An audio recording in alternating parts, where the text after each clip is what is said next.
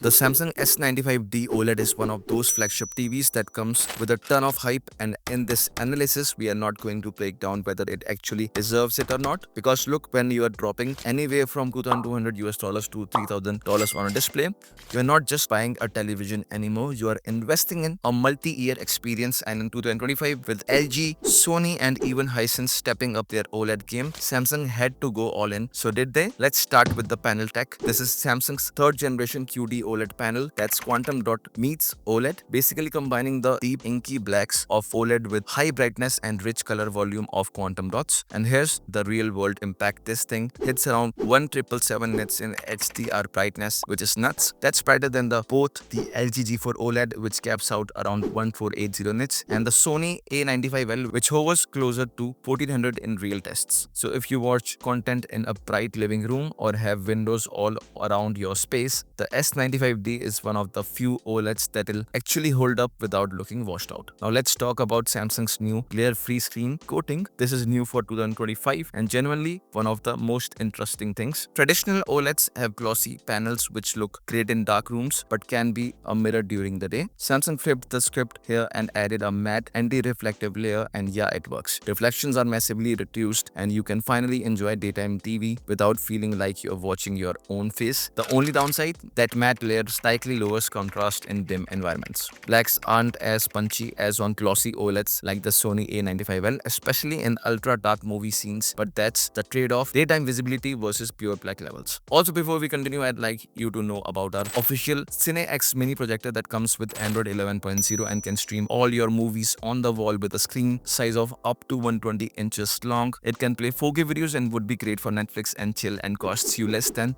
a pizza date. Ships worldwide and is available only on simplifytech.shop with a limited stock.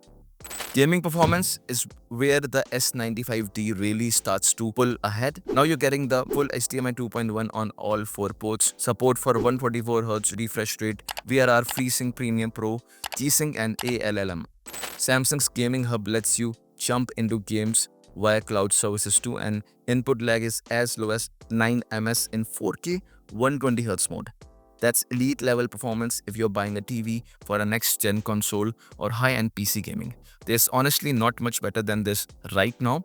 Even LG's G4 is locked at 120Hz, and while it's still great for gaming, Samsung's pushing the refresh rate ceiling higher here, which matters more for fast-paced FPS and esports titles. Let's shift to design. The S95D carries over the Slim One Connect box, which is genius. It takes all the messy ports off the back of the TV and puts them into a small external box you can hide in a cabinet. One thin cable runs to the TV, so wall mounting becomes insanely clean. The bezels are razor thin and the TV is incredibly slim, especially considering the hardware inside. Build quality is also top-notch. This feels like a premium product. You can tell Samsung put real thought into industrial design this year, unlike some competitors still using thick bezels and back bulges in 2025. Now let's talk smart features and OS. The S95D runs Samsung's Tizen OS, which has improved a lot.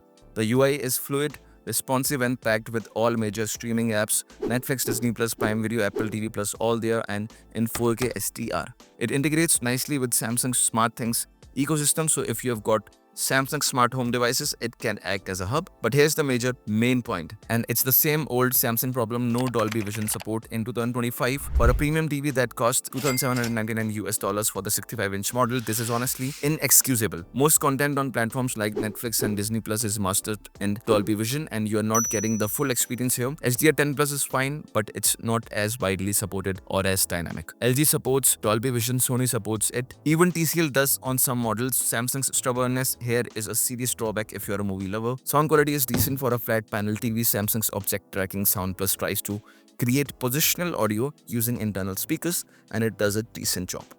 Dialogue is clear, sound moves around the screen with action, and volume is adequate. But let's be real, no OLED TV has incredible audio by itself. You'll want a soundbar, and if you get one of Samsung's Q series bar, you unlock Q Symphony, which syncs the bar with the TV speakers, and that gives you the fuller audio with having to disable the built-ins. Pricing in the US right now is actually aggressive for Samsung. The 55-inch S95D is priced at $2,199, the 65-inch at $2,799, $2,199 US, and the 77-inch model surprisingly comes in at just $2,999 US.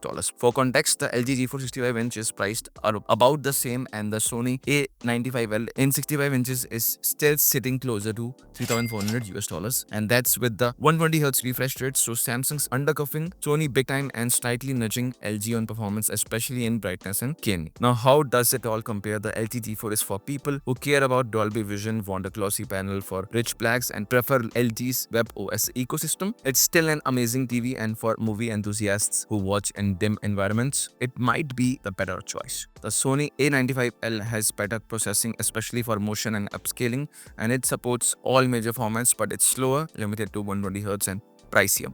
The S95D stands out if you want the brightest OLED, amazing gaming support, a cleaner installation, and don't mind skipping Dolby Vision. For casual viewers, sports fans, gamers, and even YouTube bingers, this TV hits almost every mark. To wrap this up, the Samsung S95D is probably the most well-rounded OLED TV of 2025, as long as you're not a hardcore cinephile who lives for Dolby Vision. It's brighter than ever, smarter than before, sleeker than the competition, and finally puts OLED into any kind of room, not just a blackout cave. Is it perfect? No, but if you know what you are getting and what you are not, it might just be the best high-end TV you can actually justify buying this year. The best buy links of all these TVs would be in the description, so you can go ahead and check these out from there. I'll see you in the next one. Thank you so much for watching.